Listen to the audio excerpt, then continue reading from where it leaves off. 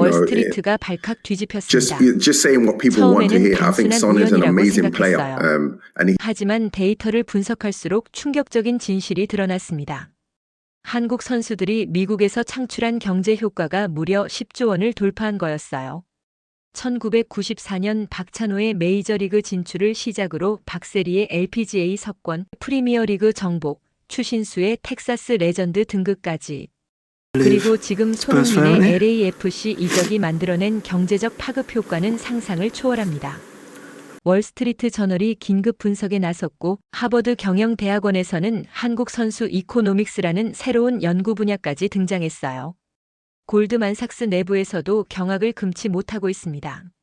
과연 인구 5천만의 작은 나라 한국이 어떻게 세계 최대 경제, 대국 미국의 스포츠 산업 지형을 송두리째 바꿔놓았을까요?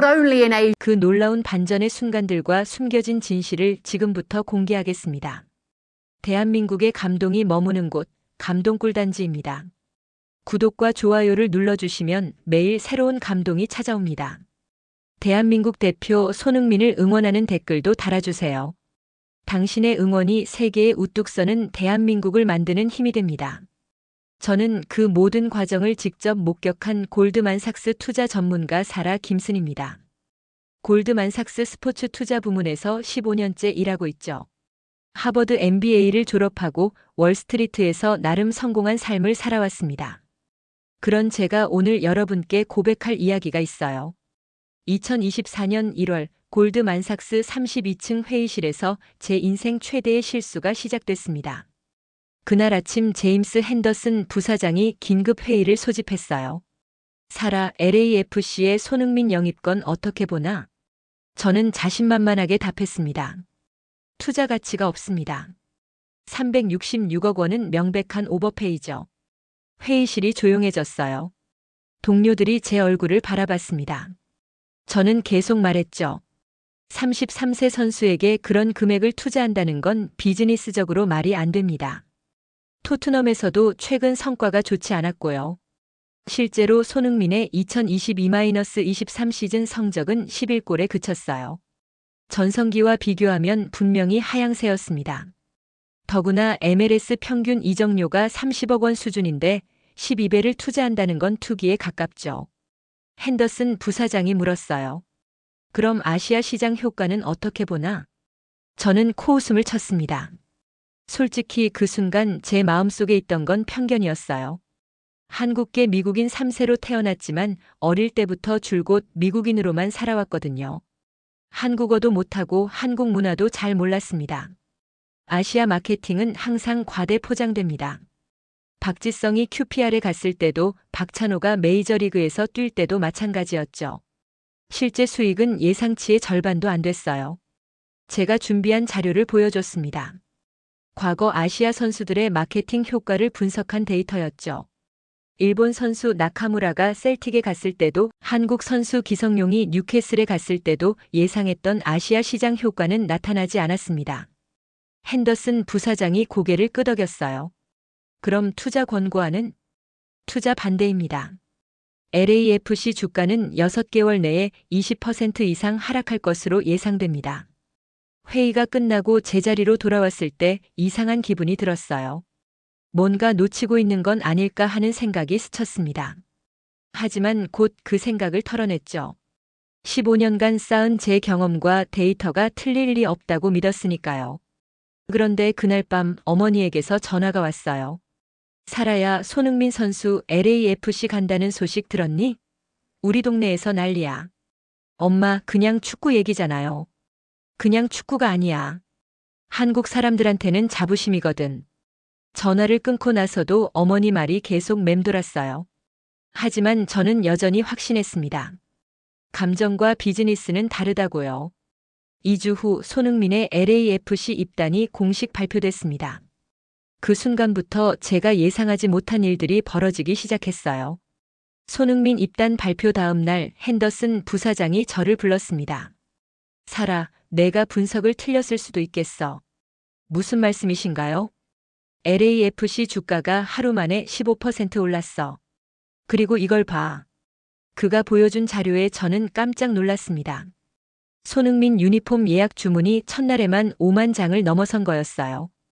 이건 일시적인 현상일 겁니다. 그럴까? 직접 가서 확인해봐. 실사 보고서를 써줘. 마지못해 맡게 된 실사였지만 저는 여전히 회의적이었어요. 하지만 전문가로서의 의무는 다했습니다. 먼저 나이키 본사에 연락을 취했어요.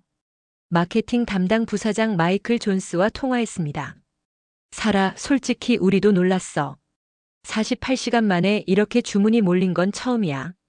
구체적인 수치를 알 수 있을까요? 미국 내에서만 3만 7천 장이 팔렸어. 전 세계로는 28만 장을 넘었고, 저는 계산기를 두드렸어요. 유니폼 한 장당 150달러면 4,200만 달러. 한화로 588억 원이었습니다. 이틀 만에 이적료를 회수했다는 뜻인가요? 맞아. 그리고 이건 시작에 불과해. 전화를 끊고 나서 더 깊이 파고들었어요. 소셜미디어 분석 전문 업체 스프라우트 소셜에서 데이터를 받아봤습니다. 인스타그램 해시태그 손흥민의 AFC가 4,280만 개를 기록했어요. 틱톡 관련 영상 조회수는 18억 뷰를 넘었고요. 트위터에서는 하루 평균 89만 건의 멘션이 나왔습니다. 비교를 위해 메시의 인터 마이애미 이적 데이터를 확인했어요. 메시는 5,100만 개, 22억 뷰였습니다. 36세 메시와 33세 손흥민이 비슷한 수준의 화제성을 보인 거죠. 이상해. 분명히 뭔가 놓치고 있는 거야. 구글 트렌드 데이터도 살펴봤어요. 손흥민 유니폼 구매 검색량이 전주 대비 8,924% 증가했습니다. LAFC 티켓 검색은 3,421% 늘었고요. 더 놀라운 건 지역별 데이터였어요. 로스앤젤레스 5,123%, 뉴욕 3,892%, 샌프란시스코는 6,782%나 증가했습니다. 왜 샌프란시스코가 이렇게 높지? 조사해보니 베이 에어리어의 아시아계 인구가 35%를 차지한다는 걸 알았어요. 갑자기 뭔가 감이 왔습니다. LAFC 공식 온라인 스토어 데이터도 충격적이었어요. 방문자가 평균 3만 명에서 52만 명으로 늘었습니다. 체류 시간은 2분 13초에서 8분 47초로 늘었고 구매 전환율은 2.3%에서 12.8%로 뛰었어요. 스터브허브에서 티켓 가격 변동을 확인했을 때는 정말 믿기 어려웠습니다. LAFC 홈 경기 평균 티켓 가격이 48달러에서 289달러로 올랐어요. 무려 6배가 넘는 상승이었죠. 이건 단순한 호기심이 아니야. ESPN 플러스와 폭스 스포츠 시청률 데이터도 입수했습니다. LAFC 경기 평균 시청자가 28만 명에서 142만 명으로 늘었어요. 407% 증가였습니다. 애플 TV 플러스 MLS 시즌 패스 신규 구독자도 일주일 만에 34만 명이 늘었다고 했어요. 월 구독료 14달러 99센트를 곱하면 월 510만 달러의 추가 수익이었습니다.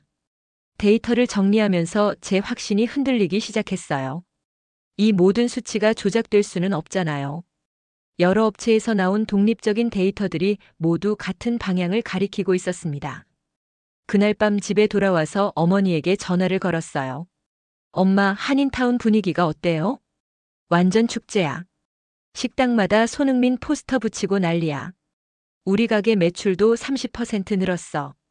어머니는 한인타운에서 작은 카페를 운영하고 계셨어요. 정말요? 한국 사람들이 자랑스러워하는 게 느껴져. 손흥민 얘기만 나오면 다들 눈이 반짝반짝해. 전화를 끊고 나서 생각에 잠겼어요. 제가 놓친 게 뭘까? 숫자는 분명히 현실을 말하고 있었는데 저는 왜 이걸 예측하지 못했을까? 그 순간 깨달았어요. 저는 지금까지 아시아계 미국인을 하나의 마케팅 세그먼트로만 봤던 거였어요. 하지만 이들에게는 문화적 자부심이라는 강력한 동기가 있었던 겁니다.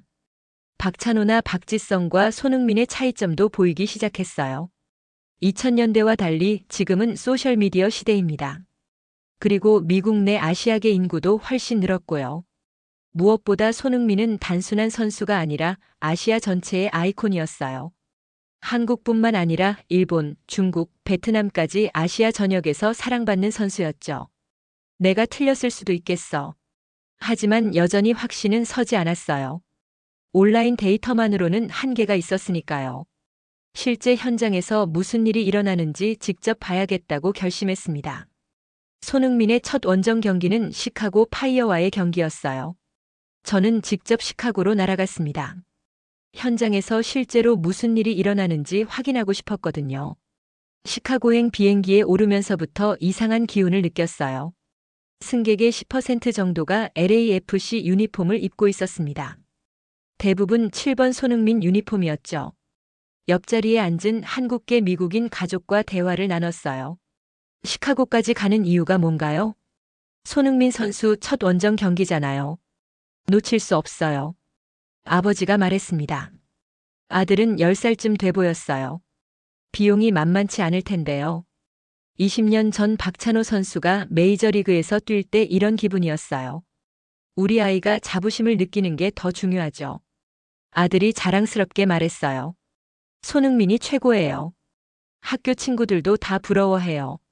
시카고 오헤어 공항에 도착했을 때 더 놀랐어요. 공항 디지털 광고판에 손흥민 얼굴이 떴습니다. 웰컴 투 시카고 손흥민이라는 문구와 함께요. 원정 선수를 이렇게 환영하다니. 택시 기사도 먼저 말을 걸더군요. 축구 보러 오셨어요? 오늘 손흥민 경기잖아요. 파키스탄계로 보이는 기사였어요. 아시는군요. 당연하죠. 제 아들이 손흥민 팬이에요. 오늘 경기 티켓 구하려고 난리였어요. 시카고 한인타운에 도착했을 때는 정말 입이 떡 벌어졌어요. 거리 전체가 축제 분위기였습니다. 상점마다 손흥민 환영 현수막이 걸려 있었고 태극기와 LAFC 깃발이 나란히 펄럭였어요. 한국 식당 서울 키친에 들어갔는데 자리가 없더군요. 보통 이렇게 붐비나요? 주인 아주머니가 답했어요. 오늘은 특별해요. 손흥민 경기 보러 온 손님들로 아침부터 꽉 찼어요. 어제보다 매출이 3배는 될 것 같아요. 옆 테이블에서 들린 대화가 인상적이었어요. 표 구했어? 겨우 구했지. $500 주고.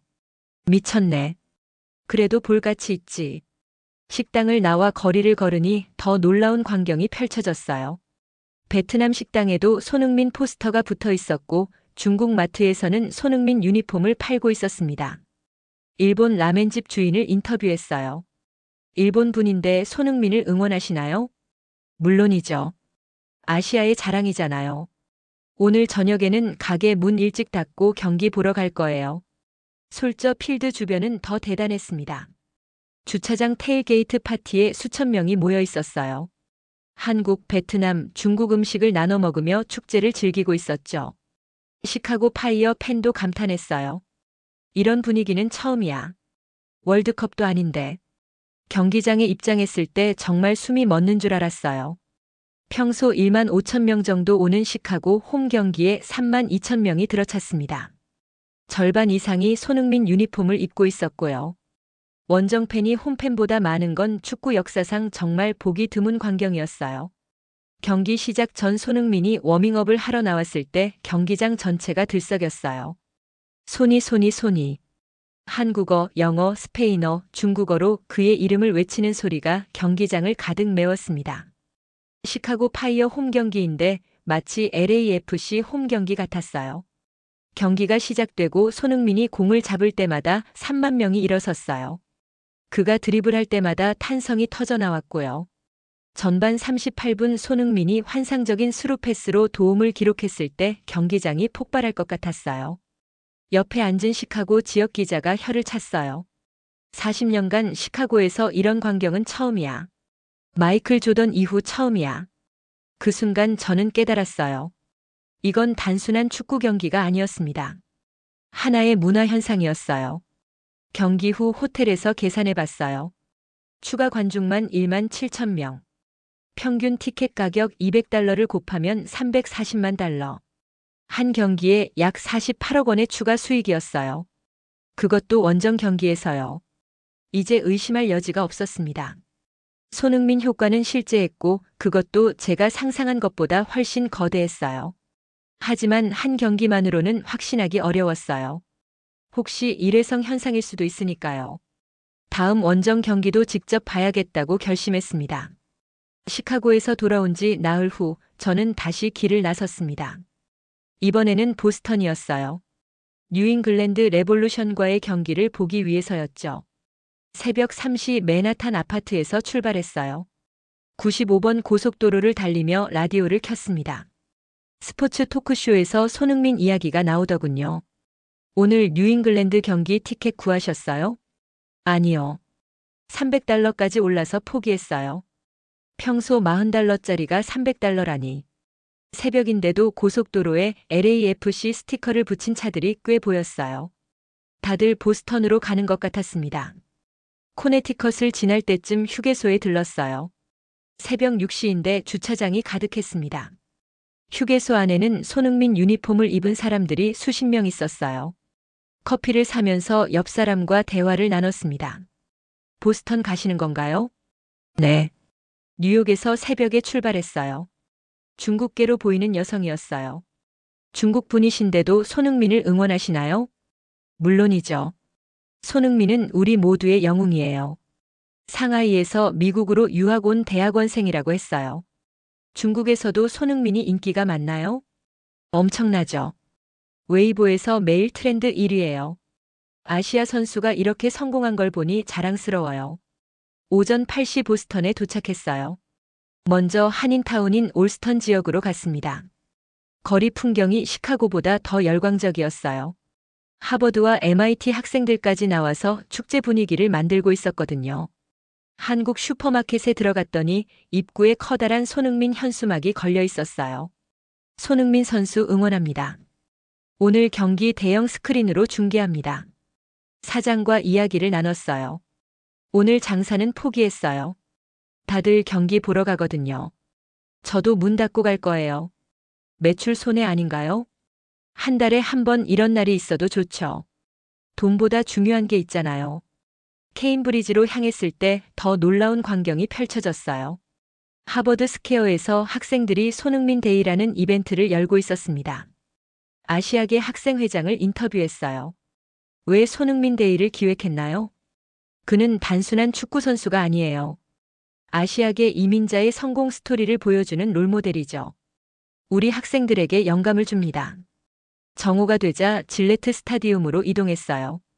경기장 주차장에 도착했을 때 믿기 힘든 광경이 펼쳐졌습니다. 뉴잉글랜드 홈 경기인데 주차장의 절반 이상이 타주 번호판이었어요. 뉴욕, 뉴저지, 코네티컷, 로드 아일랜드, 심지어 캐나다 번호판도 보였습니다. 몬트리올에서 온 한국계 캐나다인 가족이 인상적이었어요.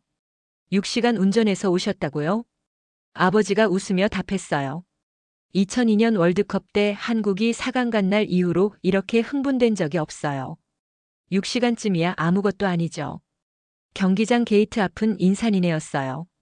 평소 1만 5천 명 정도 오는 경기에 2만 3천 명이 몰렸습니다. 매표소 직원과 대화를 나눴어요. 이런 건 처음이에요. 슈퍼볼도 아닌데 이렇게 사람이 몰리다니. 정확히 몇 명이나 더 온 건가요? 집계해보니 8,137명이 평소보다 더 왔어요. 거의 다 손흥민 보러 온 사람들이죠. 경기장 안으로 들어갔을 때 관중석 구성이 흥미로웠어요. 한국계 약 5,000명, 중국계 약 1,000명, 일본계 약 500명, 베트남계 약 800명. 비아시아계도 1,000명 정도 되어 보였습니다.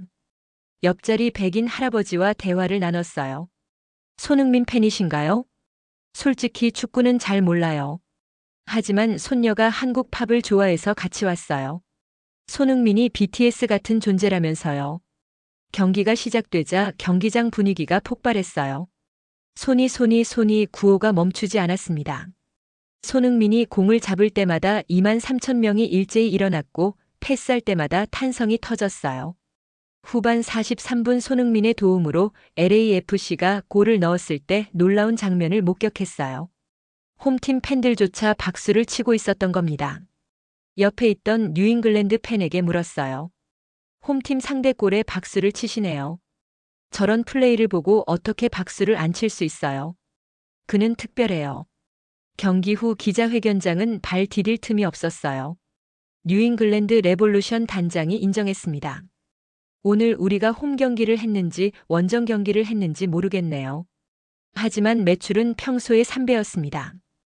호텔로 돌아와서 계산해 봤어요. 추가 관중 8,137명의 평균 티켓 가격 $300를 곱하면 244만 달러. 한화로 약 34억 원이었습니다. 두 경기를 직접 본 후에는 더 이상 의심할 여지가 없었어요. 손흥민 효과는 실제였고 그 규모는 제가 상상했던 것보다 훨씬 컸습니다. 보스턴에서 돌아온 다음 날 저는 LAFC 마케팅 부서를 다시 방문했습니다. 이번에는 스폰서십 담당 제니퍼 리 부사장과의 인터뷰가 예정되어 있었어요. 사라, 오늘 보여드릴 게 정말 많아요. 그녀의 사무실 벽면에는 차트와 그래프가 가득했습니다. 손흥민 영입 발표 후 열흘 동안 일어난 변화들이었어요. 신규 스폰서 문의가 47개 기업에서 들어왔어요. 47개요? 네. 그중 12개와 이미 계약했고 15개와 협상 중입니다. 계약 완료 명단을 보고 깜짝 놀랐어요.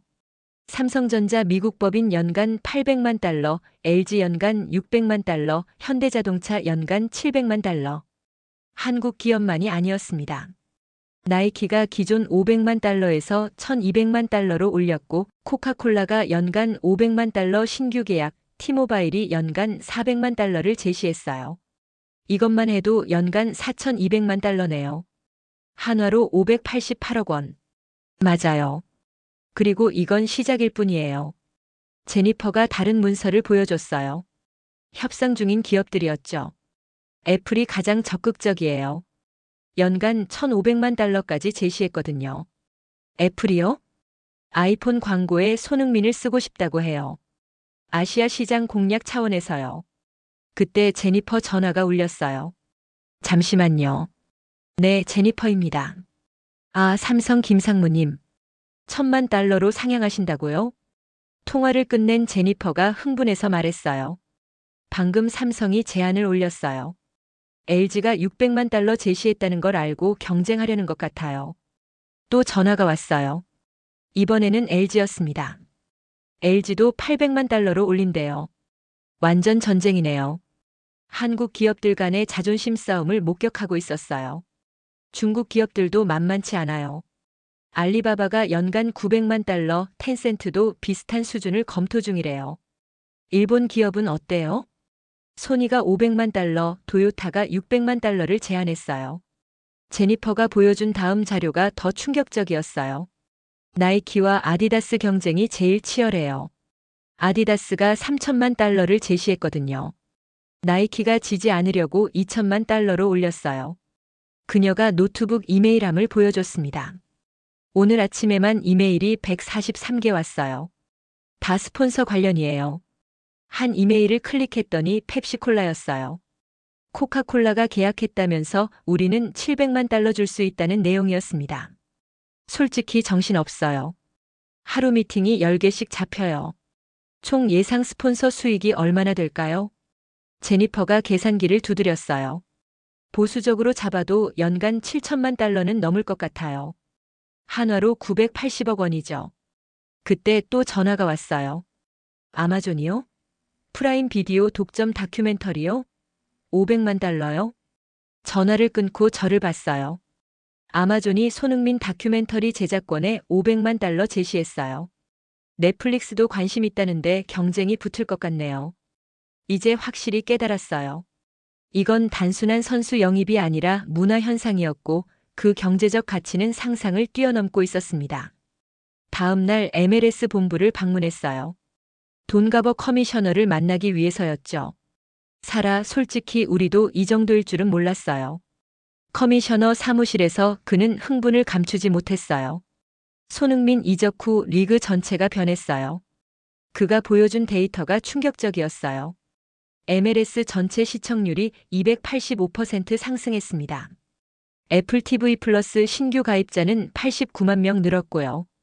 이건 손흥민이 출전하지 않는 경기도 포함한 수치예요. 왜 다른 경기 시청률도 오른 거죠? 손흥민을 보려고 MLS를 처음 본 사람들이 리그 자체에 관심을 갖게 된 거예요. 각 구단들의 반응도 흥미로웠어요. 뉴욕시티 FC는 일본 선수 영입을 추진하고 인터 마이애미는 한국 유소년 스카우트 설치를 검토 중이었습니다. 모든 구단이 아시아 선수를 원하고 있어요. 제2의 손흥민을 찾는 거죠. 실제로 성과가 있나요? 뉴욕 레드불스가 일본 국가대표 미토마를 영입하려고 5천만 달러 준비했어요. 아틀란타 유나이티드는 이강인을 노리고 있고요. 그때 비서가 들어왔어요. 커미셔너님, 긴급 뉴스입니다. 중국 기업이 MLS 타이틀 스폰서를 제안했대요. 연간 얼마나? 1억 달러요. 가버 커미셔너가 저를 보며 웃었어요. 보세요. 손흥민 한 명이 리그 전체를 바꾸고 있어요. 애플과의 방송권 계약 재협상도 시작됐다고 했어요. 현재 연간 2억 5천만 달러인데 5억 달러까지 갈 수 있을 것 같아요. 특히 아시아 지역 권리가 핵심이죠. 커미셔너가 마지막으로 놀라운 계획을 밝혔어요. MLS 아시아 시리즈를 계획하고 있어요. 그게 뭔가요? 시즌 중 아시아에서 공식 경기를 하는 거예요. 서울, 도쿄, 베이징, 싱가포르에서요. 가능한가요? 손흥민이 있으면 가능해요. 이미 각 도시에서 러브콜이 왔거든요. 경기당 3천만 달러를 보장한대요. 손흥민은 LAFC의 자산이 아니라 MLS 전체의 보물이 된 거였어요. 다른 메이저 스포츠들도 움직이기 시작했습니다. NBA 아시아 마케팅 담당 부사장 마이클 청과 통화했어요. 우리도 손흥민 효과를 연구하고 있어요. 한국 선수를 찾고 있죠. NFL도 마찬가지였어요. 국제 담당 브라이언 롤스턴과 통화했을 때 그는 말했어요. 한국인 키커를 찾고 있어요. 아메리칸 풋볼에서 아시아 선수가 성공하기 가장 쉬운 포지션이거든요. MLB는 이미 움직이고 있었어요. LA 다저스 단장 앤드류 프리드먼과의 통화에서 그는 이렇게 말했죠. 한국 스카우트를 2배로 늘렸어요. 제2의 손흥민을 찾기 위해서죠. NHL까지 관심을 보였어요. 아이스하키는 아시아에서 인기가 없지만 스타 한 명이 바꿀 수 있다고 봤습니다. 하버드 비즈니스 스쿨 스포츠 마케팅 교수 제임스 김에게 물었어요. 손흥민이 미국 스포츠 산업에 준 교훈이 뭘까요? 간단해요. 아시아계 2,400만 명은 잠자는 거인이었어요. 손흥민이 그들을 깨운 거죠. 앞으로 어떻게 될까요? 모든 메이저 스포츠가 아시아 선수를 영입하려 할 겁니다. 하지만 실력과 스타성을 모두 갖춘 선수를 찾는 건 쉽지 않아요. 그 순간 깨달았어요. 손흥민이 가져온 건 단순한 경제 효과가 아니었습니다. 미국 스포츠 문화 자체를 바꾸고 있었던 거예요. 업계 변화를 목격한 후 저는 개인적인 혼란에 빠졌어요. 15년간 쌓아온 제 분석 능력에 대한 확신이 완전히 무너졌거든요. 무엇보다 제가 아시아계라는 정체성을 그동안 얼마나 외면해 왔는지 깨닫게 됐습니다. 그날 밤 어머니에게 전화를 걸었어요. 엄마, 할아버지 이야기 좀 해주세요. 갑자기 왜? 그냥 궁금해서요. 어머니는 잠시 망설이다가 말했어요. 할아버지 얘기는 너무 아파서 잘 안 하려고 했는데. 무슨 말씀이에요? 할아버지가 1953년에 미국에 오셨거든. 한국 전쟁 때 미군 통역관으로 일하시다가요. 처음 듣는 이야기였어요. 저는 할아버지에 대해 거의 아무것도 몰랐습니다. 그런 이야기를 왜 안 해주셨어요? 할아버지가 살아계실 때는 차별이 너무 심했어. 아시아 사람이라고 온갖 멸시를 받으셨거든. 그래서 우리 보고 절대 한국 사람이라고 내세우지 말라고 하셨어. 그 순간 뭔가가 가슴을 찔렀어요. 제가 그동안 한국 문화를 멀리한 이유가 여기 있었던 거였어요. 할아버지 유품이 아직 있나요? 지하실에 상자로 보관하고 있어. 한 번도 정리하지 못했어. 다음 날 어머니 집으로 갔어요. 지하실에는 정말 낡은 상자 몇 개가 있었습니다. 상자를 열어보니 할아버지의 일기장이 나왔어요. 한글과 영어가 섞여서 쓰여 있었습니다. 1953년 3월 15일. 오늘 샌프란시스코에 도착했다. 모든 것이 낯설고 무섭다. 하지만 새로운 시작이다. 1955년 8월 22일. 공장에서 일하는데 동료들이 나를 차이니즈라고 부른다. 한국 사람이라고 말해도 이해하지 못한다. 1960년 4월 10일. 사라 아버지가 태어났다. 이 아이만큼은 미국 사람으로 키우고 싶다. 차별받지 않게 하고 싶다. 일기를 읽으면서 눈물이 났어요. 할아버지가 얼마나 힘들게 살아오셨는지, 그리고 왜 한국 문화를 숨기라고 하셨는지 알 수 있었습니다. 1970년 7월 4일, 손자 사라가 태어났다. 이 아이는 정말 미국 사람으로 살 수 있을 것이다. 더 이상 아시아 사람이라고 차별받지 않을 것이다. 1988년 9월 17일, 오늘 TV에서 서울 올림픽을 봤다. 한국이 이렇게 발전했구나. 자랑스럽다. 하지만 여전히 사라에게는 한국 이야기를 하지 않는다. 미국에서 성공하는 게 더 중요하다. 마지막 일기는 1995년에 쓰여진 것이었어요. 1995년 12월 25일. 사라가 하버드에 합격했다. 정말 자랑스럽다. 할아버지의 꿈이 이루어졌다. 이제 한국 이야기를 해줘야 할까? 하지만 아직은 때가 아닌 것 같다. 일기를 다 읽고 나서 한동안 아무 말도 할 수 없었어요. 할아버지가 평생 짊어지고 살아온 무게가 느껴졌습니다. 상자에서 사진도 나왔어요. 할아버지가 젊은 시절 미군과 함께 찍은 사진, 처음 미국에 왔을 때 사진들이었습니다. 그 중에 특별한 사진이 하나 있었어요. 1984년 LA 올림픽 때 촬영된 사진이었는데 할아버지가 태극기를 들고 있는 모습이었습니다.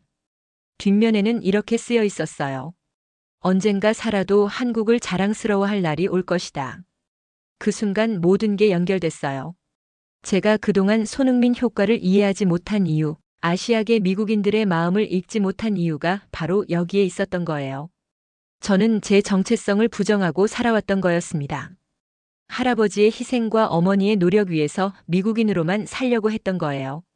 하지만 손흥민을 보며 열광하는 아시아계 미국인들을 목격하면서 깨달았어요. 그들이 찾고 있던 건 바로 자부심이었다는 걸요. 박찬호가 메이저리그에서 뛸 때, 박세리가 LPGA에서 우승할 때, 박지성이 맨유에서 뛸 때, 그때마다 아시아계 미국인들은 이런 자부심을 느꼈을 거였어요. 하지만 저는 그걸 단순한 마케팅 포인트로만 봤던 겁니다. 숫자로만 분석하려 했던 거죠. 그날 밤 제 방으로 돌아와서 거울을 봤어요. 거기에는 분명히 아시아 사람의 얼굴이 있었는데 저는 그동안 그걸 보지 않으려고 했던 거였어요. 어머니에게 전화를 걸었어요. 엄마, 한국어 배우고 싶어요. 갑자기? 할아버지가 자랑스러워할 시간이 된 것 같아요. 다음 날부터 저는 완전히 달라진 시각으로 손흥민 현상을 바라보기 시작했어요. 이건 단순한 스포츠 마케팅이 아니라 한 세기에 걸친 아시아계 미국인들의 꿈이 실현되는 순간이었던 거예요. 할아버지의 일기를 읽은 후 저는 완전히 다른 사람이 된 것 같았어요. 그동안 제가 얼마나 편견에 사로잡혀 있었는지, 그리고 진정한 가치를 놓쳤는지 깨달았습니다. 다음 날 사무실에 출근해서 핸더슨 부사장을 찾아갔어요. 제임스, 보고서를 다시 써야겠어요. 왜? 뭔가 문제라도 있나? 제가 완전히 틀렸어요. 손흥민 투자는 반대가 아니라 적극 추천해야 할 안건이에요. 핸더슨 부사장이 놀란 표정을 지었어요. 사라, 2주 전에는 투자 가치가 없다고 했잖아. 실제 현장을 보고 왔어요. 제가 예상한 것보다 경제 효과가 10배는 큽니다. 새로운 보고서 작성에 들어갔어요.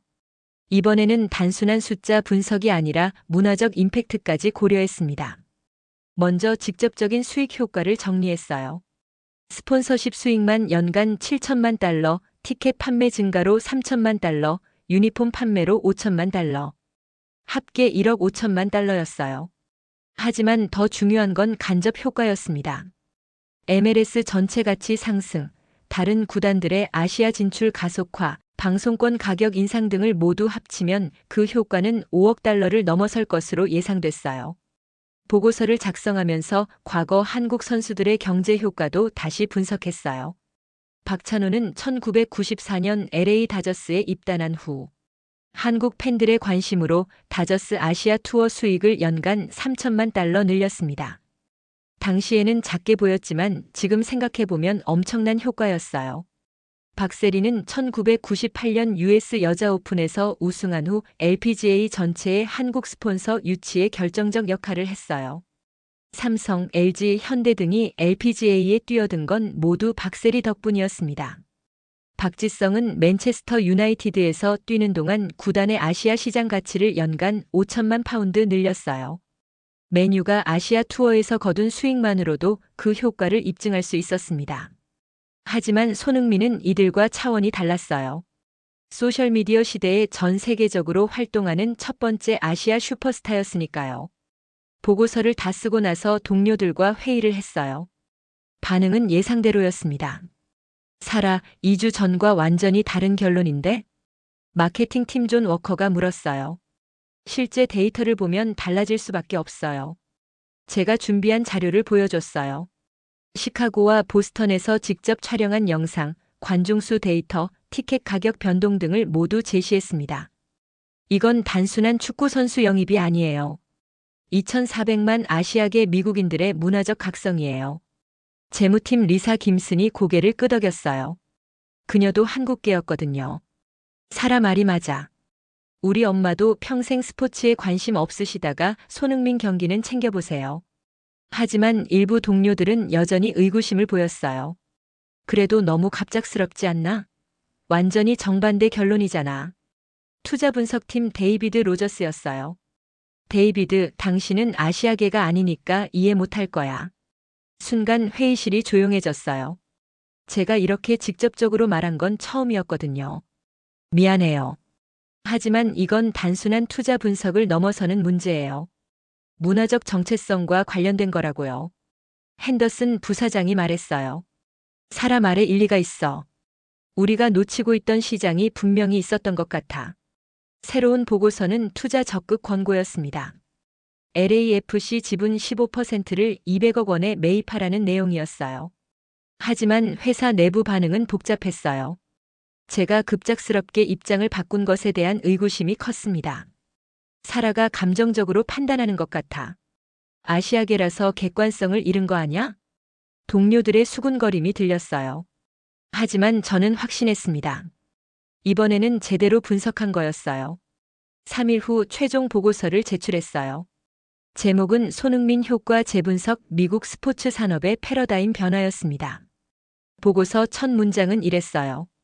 지난 15년간 스포츠 투자 분야에서 일하면서 제가 저질러본 가장 큰 실수는 손흥민의 가치를 과소평가한 것입니다. 결론적으로 LAFC에 대한 투자 권고 등급을 매수, 강력 추천으로 상향 조정하며 목표 수익률을 연 25%로 설정합니다. 보고서가 경영진에게 올라간 후 반응이 왔어요. CEO 리처드 만슨이 직접 저를 불렀습니다. 사라, 이 보고서 내용이 확실한가? 네, 확신합니다. 그럼 우리가 2억 달러를 투자해도 된다는 뜻인가? 충분히 회수 가능합니다. 3년 내에 3배 수익을 낼 수 있어요. CEO가 고개를 끄덕였어요. 좋아. 투자 승인하겠어. 그 순간 제 가슴이 뛰었어요. 드디어 제대로 된 분석을 한 것 같았습니다. 하지만 진짜 시험은 이제부터였어요. 시장이 제 분석을 검증해 줄 테니까요. 투자 승인을 받은 후 6개월이 지났어요. 그동안 일어난 변화는 제 예상을 훨씬 뛰어넘었습니다. 먼저 골드만삭스의 투자 결과부터 말씀드릴게요. LAFC 지분 15%를 200억 원에 매입한 투자는 현재 시가로 380억 원의 가치를 갖게 됐어요. 6개월 만에 90% 수익률을 기록한 겁니다. 하지만 더 중요한 건 손흥민이 만들어낸 장기적 변화였어요. 2024년 시즌 LAFC는 MLS 역사상 최고의 상업적 성공을 거뒀습니다. 홈 경기 평균 관중이 2만 8천 명에서 4만 2천 명으로 늘었고 시즌 티켓 매출은 전년 대비 280% 증가했어요. 더 놀라운 건 아시아 시장 확장이었습니다. LAFC는 한국, 일본, 중국에서 공식 팬클럽을 만들었고 각국에서 10만 명씩 회원을 확보했어요. 나이키와의 유니폼 계약도 재협상됐습니다. 연간 1,200만 달러에서 3천만 달러로 뛰었어요. 손흥민 유니폼 판매량이 MLS 전체 유니폼 판매의 40%를 차지했기 때문이죠. MLS 전제 시도 징계 속 편집체의 변화는 더욱 드라마틱했어요. 2024년 시즌 전체 관중이 전년 대비 35% 증가했습니다. 애플 TV 플러스 MLS 시즌 패스 가입자는 320만 명을 돌파했고요. 특히 아시아계 미국인들의 MLS 관심도가 폭발적으로 늘었어요. 이전에는 축구에 관심 없던 베트남계, 태국계, 인도네시아계 미국인들까지 MLS를 보기 시작한 겁니다. 다른 메이저 스포츠들의 변화도 눈에 띄었어요. NBA는 한국 선수 이현중을 1라운드에서 지명했고 NFL은 한국계 키커 김민재와 계약했습니다. MLB에서는 한국 선수 스카우팅 예산을 3배로 늘렸어요. 가장 감동적이었던 건 아시아계 미국인 커뮤니티의 변화였습니다. 이제 그들은 메인스트림 스포츠에서 당당히 목소리를 내기 시작했어요. 제가 다시 방문한 시카고 한인타운은 완전히 달라져 있었어요. 손흥민 벽화가 그려졌고 한국 레스토랑들이 스포츠바를 겸하기 시작했습니다. 무엇보다 젊은 한국계 미국인들이 자신의 정체성을 자랑스러워하는 모습이 인상적이었어요. 예전에는 한국 사람인 게 부끄러웠어요. 하지만 손흥민을 보면서 생각이 바뀌었어요. 시카고 대학교 한국계 학생회장 브라이언 박의 말이었습니다. 이제 우리도 미국에서 주인공이 될 수 있다는 걸 알았거든요. 이런 변화를 목격하면서 저는 새로운 비전을 갖게 됐어요. 단순히 투자 수익을 내는 것이 아니라 문화적 가치를 창출하는 투자를 하고 싶었습니다. 그래서 골드만삭스 경영진에게 새로운 제안을 했어요. 아시아계 스포츠 투자 펀드를 만들고 싶습니다. 핸더슨 부사장이 관심을 보였어요. 어떤 개념인가? 아시아계 선수나 아시아 시장과 연관된 스포츠 투자에 특화된 펀드예요. 손흥민 케이스가 증명했듯이 이 시장에는 엄청난 잠재력이 있어요. 구체적인 계획을 설명했습니다. 일본의 오타니, 쇼헤이, 한국의 황희찬, 중국의 우레이 같은 아시아 스타 선수들과 관련된 스포츠팀이나 리그에 투자하는 거였어요. 아시아계 미국인 인구가 계속 늘고 있어요. 2040년에는 4천만 명을 넘을 것으로 예상됩니다. 이들의 구매력은 연간 2조 달러에 달하고요. CEO 리처드 만슨이 직접 나서서 승인해줬어요. 사라, 자네가 펀드 매니저를 맡게. 아시아 스포츠 투자 펀드는 출범 첫 해에 15억 달러를 유치했습니다. 골드만삭스 역사상 가장 빠른 자금 조달이었어요. 펀드의 첫 번째 투자처는 일본의 WBC 우승 후 급성장하고 있는 NPB였습니다. 두 번째는 한국 K리그와의 파트너십이었고요. 하지만 무엇보다 의미 있었던 건 제 개인적 변화였어요. 어머니와 함께 한국어 수업을 듣기 시작했고 할아버지가 걸어온 길을 이해하게 됐습니다. 2024년 말 저는 처음으로 한국을 방문했어요. 서울에서 손흥민의 고향인 춘천까지 가서 그의 아버지 손흥정 감독을 만났습니다. 미국에서 흥민이가 어떤가요? 단순히 축구 선수가 아니라 2,400만 아시아계 미국인들의 희망이 됐어요. 손흥정 감독이 미소를 지었어요. 그게 우리가 바라던 거예요. 흥민이가 축구뿐만 아니라 문화의 다리 역할을 하길 원했거든요. 한국에서 돌아온 후 저는 마지막으로 할아버지 묘소를 찾았어요. 묘비 앞에 손흥민이 LA에서 활약하는 신문 기사를 놓고 말했습니다. 할아버지, 이제 한국 사람인 게 자랑스러워요. 할아버지가 꿈꾸셨던 그날이 왔어요. 바람이 불어와 신문을 살짝 들어올렸어요. 마치 할아버지가 답하시는 것 같았습니다. 지금 손흥민은 여전히 LAFC에서 맹활약하고 있어요. 2024년 시즌 22골 15도움을 기록하며 MLS MVP를 수상했습니다. 그리고 곧 다가올 2026 월드컵에서는 미국 땅에서 또 다른 역사를 쓸 예정이에요. 하지만 손흥민이 만들어낸 진짜 가치는 숫자로 측정할 수 없는 것들이었습니다. 아시아계 미국인들에게 준 자부심, 문화적 다양성에 대한 인식 변화, 그리고 꿈을 포기하지 않는 이민자들에게 준 희망 말이에요. 박찬호가 1994년 메이저리그에서 첫 승을 올렸을 때, 박세리가 1998년 US 오픈에서 우승했을 때, 박지성이 2005년 맨유에 입단했을 때, 그때마다 한국 사람들은 가슴 뛰는 자부심을 느꼈어요. 하지만 손흥민의 LAFC 이적은 그 모든 것을 뛰어넘는 순간이었습니다. 단순히 한국인이 아니라 아시아 전체, 그리고 이민자 전체의 대표가 된 거였으니까요. 추신수가 텍사스 레인저스에서, 류현진이 토론토 블루제이스에서 보여준 활약도 마찬가지였어요. 그들 모두가 각자의 무대에서 한국의 위상을 높였습니다. 제가 15년간 스포츠 투자 분야에서 일하면서 배운 가장 중요한 교훈이 있다면 이거예요. 진정한 가치는 단순한 숫자가 아니라 사람들의 마음을 움직이는 힘에서 나온다는 것입니다. 손흥민이 증명한 건 바로 그거였어요. 한국이라는 작은 나라에서 온 선수가 세계 최대 시장인 미국을 움직일 수 있다는 것. 그리고 그 힘은 단순한 실력을 넘어서 문화적 자부심에서 나온다는 것 말이에요. 앞으로도 더 많은 한국 선수들이 세계 무대에서 활약할 겁니다. 그리고 그때마다 우리는 이런 자부심을 느낄 거예요. 우리가 한국 사람이라는 것, 그리고 그것이 전 세계적으로 인정받고 있다는 자랑스러움을요. 이것이 바로 손흥민이 미국에서 만들어낸 진짜 기적입니다. 돈으로 살 수 없는 가치, 바로 자부심과 희망을 전 세계 한국인들에게 선사한 거예요.